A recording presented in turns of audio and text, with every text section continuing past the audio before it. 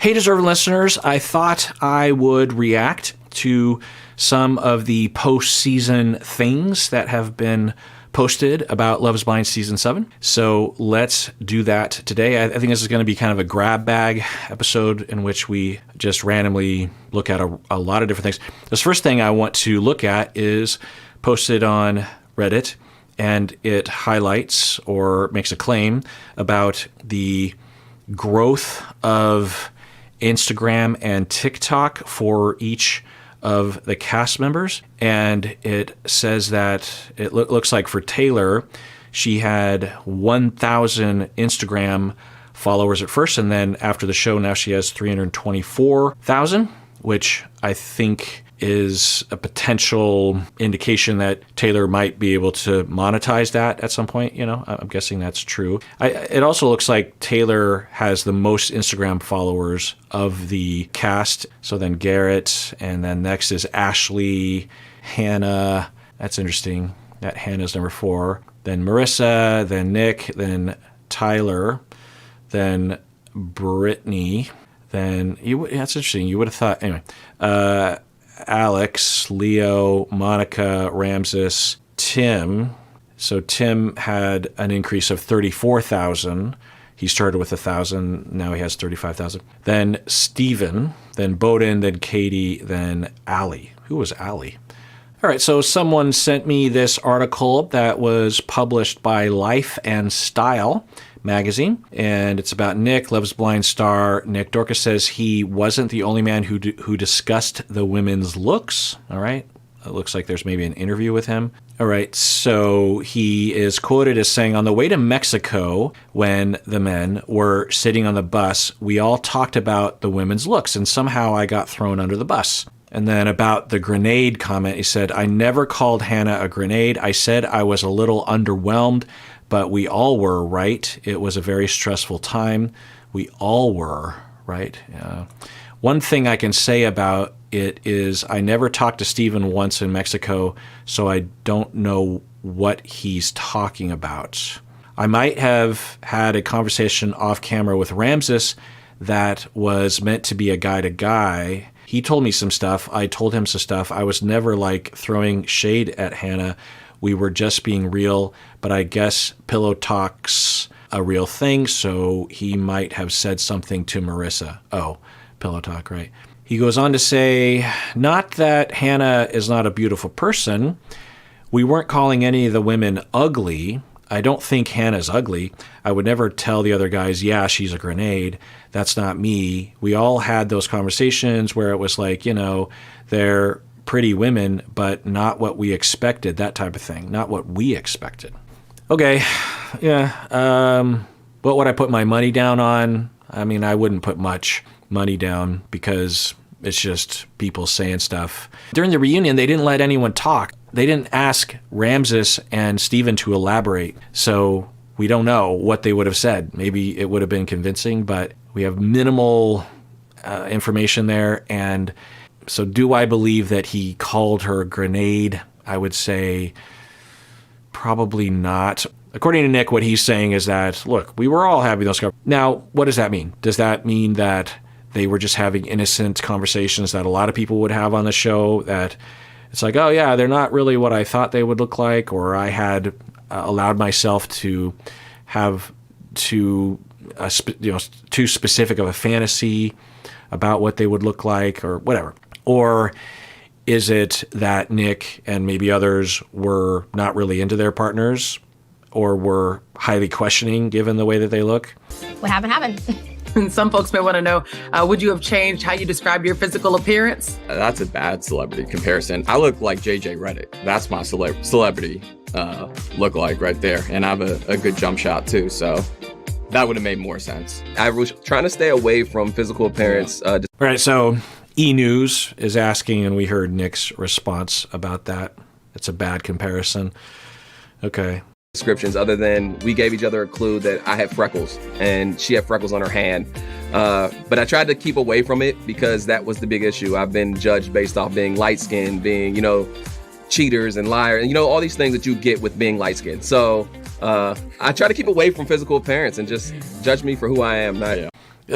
given what we absorbed, all the stories, what did you just say? Away from it, because that was the big issue. I've been judged based off being light-skinned, being, cheaters and liars, and all these things that you get with being light-skinned. So I try to keep away from physical appearance and just judge me for who I am. Is that a thing? People saying if you're light-skinned, you're a cheater and a liar? That can't possibly be a thing. Is that a thing? Tell me that's not a thing. For me, holding my ethnicity was never because I'm not a proud Asian person. I wasn't gonna share my mom's first name. It gives away part of how I look. It was just part of me wanting to take my ethnicity out of the equation. So I'm a little nervous about that. I think I'm just nervous. Okay, so she is clarifying that it wasn't that she's not proud of herself. So when did this come out? This came out actually when the episodes dropped. So this interview happened before the episodes had come out. So this is before Taylor would have seen the reaction of everybody. But she's saying that she was already worried about that. And I'm guessing she might not have even seen that scene yet, because they don't typically see the show until just before the reunion is filmed, right? So she's like, I'm a little worried that I was not disclosing of my ethnicity. I'm worried that people are going to think that I'm not proud of my Asian heritage. But really, I was, what did she say? Of me wanting to take my ethnicity out of the equation. So me wanting to take my ethnicity out of the equation. That's interesting. Because on one level, you could say, well, that's her wanting to obscure what she looks like. Not that it's on purpose, but that's what the experiment is supposed to be, right? That is just not even a part of the conversation. But then it also could be interpreted as her saying, in addition to that, or instead of that, that she doesn't want it to be known that she's Asian. I don't know.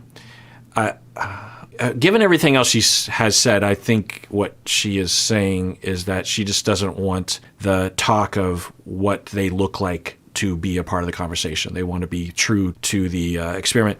And given our experience on the show, and it's edited maybe even to look this way, but one could argue that when they end up talking about what they look like or giving hints, that it's at the very least never a good thing and could be a bad thing.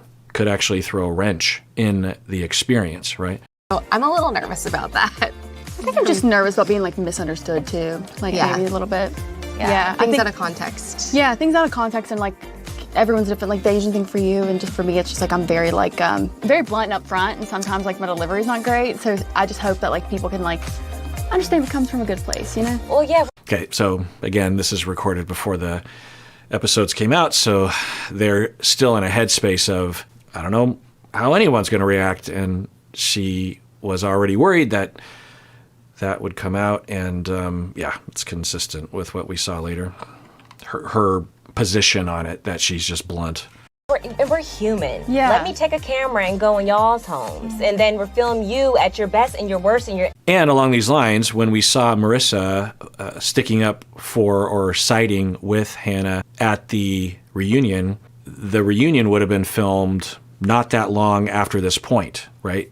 So for Marissa, she would have only, in all likelihood, heard Hannah's side of the story for this entire time. And then when the reunion happens, she would have just watched the show earlier that day. I think they show them the show earlier that day, and then they're thrust onto stage. And for Marissa, it might have taken her a while to kind of adjust from that.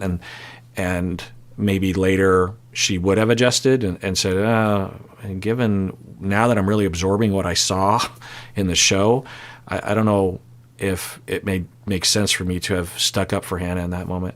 And people have pointed out as well that when Marissa was in the hot seat, Hannah wasn't really sticking up for Marissa, from my memory. At least that's what people are saying. Maybe we'll just open it to you in terms of what have you learned, and what has this experience been like for you? Yeah, so I've learned a lot. I've learned that there's things I need to work on. For example, I'm a very direct person. I know that, but I think my delivery is rough. And I've learned that delivery is everything. Mm-hmm. And even when we were filming, even in the past, time before, it came out, I was reflecting, but when you see it, you're like, gosh, that was really hard. And so I've learned that, just to be kinder and work on my delivery. And sometimes just because it's the truth and it's what you're feeling doesn't mean you have to say it out loud. Maybe think about it. Think about the. Okay, so this is the Nick File podcast, and she is saying the same thing that she said before. This was recorded just after the third batch of episodes were published, I think, or no, just before the third batch. Anyway, so they hadn't seen everything yet, but they'd seen enough to ask her this question of the way she was treating Nick. And this interview would have happened at a similar time as the reunion. In fact, she's in a hotel room, so she might actually be in the town where she recorded the reunion, either before or after. So she's saying the same thing, which of course she would be, right? Delivery, be a little softer. But the whole experience, I just learned like a lot about like what I like, what I don't like how hard it really is to like get married and all the things that you have to like put forth to be able to like get married to someone. Have you had previous partners be like, rude, bitch? Have they been like, can you not? Like, has anyone ever called you out on it before? Or do you feel like this, just watching it back has been enough? No, I wish people would call me out on my shit more. Maybe I wouldn't have been like that. Some people know, like past partners and stuff too. It's definitely like a problem. A little bit of like a control freak. Like I like the things I like. So I think in relationships, sometimes they just let me do what I do and they don't really say anything. So it's definitely. Okay. So she's saying that according to her, past partners have not called her out and that they've just, in her words, let her do what she's going to do. She says that she's particular, but I think given her lens, maybe what she's saying is that, you know, in light of what she said at the reunion, where she said, I was really mean, I was cruel and mean to you, and yet you kept talking about how great I was. You know, she thinks that she's catching him on something when she's, for the first time, revealing in her own words that she was mean and cruel. So I wonder, this is just a long shot, but we can use this as a jumping off point for the possibilities as to why this sort of behavior would happen and why someone would have a distortion around it, why it would come across as odd and unfair, and why would you be treating other people like that, is because when some people are being raised in their families, they're not given enough attention, either because the parents are distracted or stressed out or insecurely attached to themselves because of their own childhoods. And one of the strategies that children will develop is to garner any attention at all, even if it's negative, because they would rather have negative attention than no attention. So for people who present this way, sometimes a viable conceptualization is that they want negative attention more than they want no attention. So the idea goes is that our species evolved, along with other primates, to be extremely afraid when we are being rejected by our people, by our tribe, by our kin, by our family, because if we weren't afraid and we didn't react with fear and scream and cry when we weren't being paid attention to or when we're being abandoned, then we would be left behind potentially on accident and therefore much more likely to be eaten by, from my understanding, a lot of the cats, you know, the jaguars and the other kinds of big cats would prey on us, you know.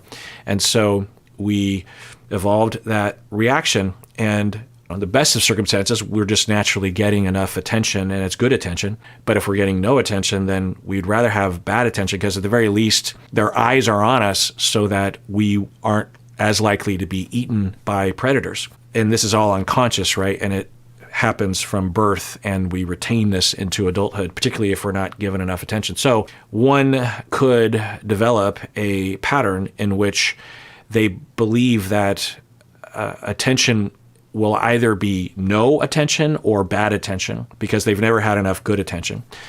So they will preemptively begin the attachment process, because we want to give and get attention from our spouses, from our partners. And they will assume that in order to get attention, that they have to do something negative to provoke others. So there's a possibility, I don't know about Hannah, but I've seen this before in clients, that they will provoke others as a way of hoping that they will rise up and fight back and therefore show that the other person cares enough about their relationship to show up, if you will. they are insecure. The individual's insecure because they weren't given enough attention. So they're on a constant, they're in a constant state of feeling like they're always on the verge of being abandoned. And so it's frequent. And so they'll jab and they'll jab and they'll jab, hoping that the other person will, rise up and say no. And maybe that's what her parents did. Again, I don't have any information on that, so I can't say about Hannah, but I have treated people with histories like that. And then the other part of this, though, is that they have a lot of rage and anger about having been mistreated growing up. And so they are simultaneously venting that or reliving that anger by getting back at their close people in their life. I don't know. But some of the things that she just said were, because she was kind of saying this at the reunion, but she's saying it more explicitly now about her past partners, is like she hopes consciously that they would rise up and that they would fight back, that they would confront her about things. And there's a possibility that there's a part of her that actually believes that actually wants that. But there's another part of her that can't have that. Like a problem with me like wanting what I want type of deal in past relationships, but it's never really been an issue. But I also don't think I've ever discussed such like serious questions where it's so direct and you have to talk about such serious things before. So it's a little bit more unique. Like I've never been engaged or like married. And so like these questions I'm asking aren't typical things that I would be asking in relationships unless we were together for a long time. We were a lot more comfortable, maybe. Can we talk about Nick's appearance?